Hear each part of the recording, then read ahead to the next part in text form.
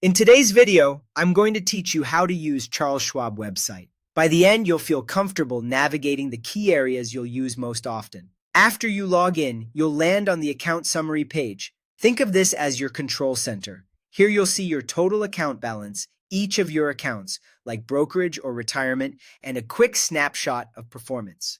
You can expand an account to view more detail, and you can usually adjust the time frame on performance views to see how things have moved recently versus over longer periods.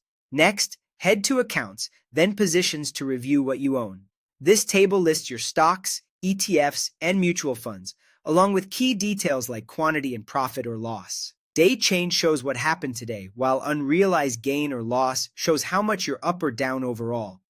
Click any holding to jump into charts, the latest news, and alerts tied to that security. If you prefer certain data, you can customize the columns and sort or save a layout that matches how you like to analyze your portfolio. When you want to research new ideas, go to Research, then choose Stocks, ETFs, or Mutual Funds. Use the screeners to filter by criteria such as sector, price, or ratings. You can compare multiple symbols side by side and read analyst reports, including third-party research like Morningstar, to get a balanced view before you invest. To track potential opportunities, open trade, then watchlist.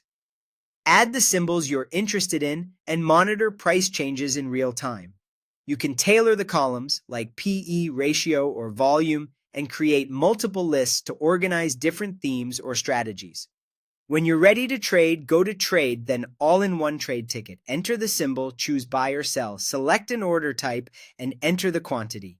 Market orders aim to fill quickly at the best available price, while limit orders set the maximum you'll pay or the minimum you'll accept. Click Review to double-check details, then place order to submit. For faster action, use Snap Ticket on the right side of most pages.